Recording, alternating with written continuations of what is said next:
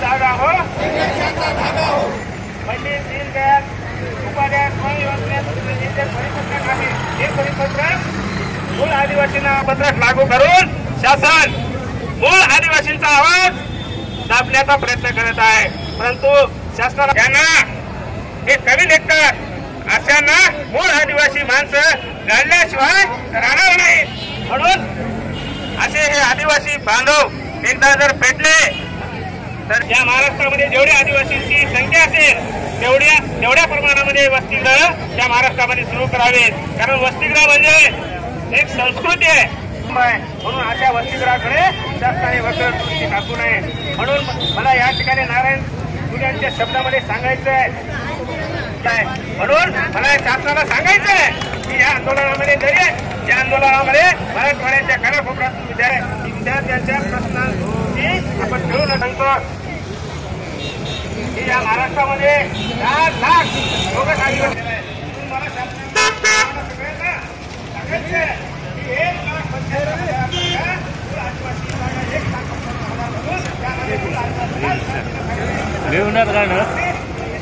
आज 19 एप्रिल 2017 या रणरण इथल्या इंग्रजांना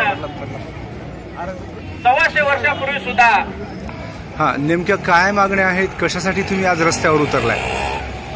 आज जे सरकारने निर्णय घेतले आहे ना ते आमच्यासाठी इतके घातक आहेत ना, ते कसे सांगावं ते कळत नाही. आता म्हणजे आता आम्हाला आदिवासींनाच का असे जे हॉस्टेल आहेत ना त्यांना बंद करायची काऊन हिंमत होत नाही. ते आमच्याच हॉस्टेल आदिवासीलाच नेमकं का असं होते, आदिवासीचेच हॉस्टेल बंद. त्यांना वाटते की आमचे विद्यार्थी शिकू नये, त्यांना परत रहिवासी करण्याचा त्यांचा हा मनसुबा आहे, षडयंत्र आहे.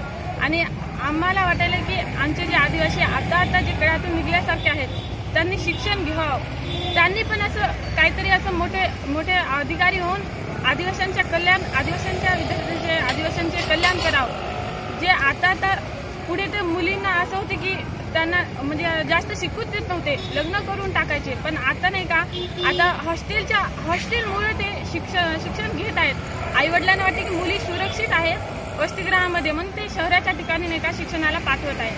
आणि जर त्यांनी अगर हे हॉस्टेल बंद झाले, वसतिगृह बंद झाले तर मग ते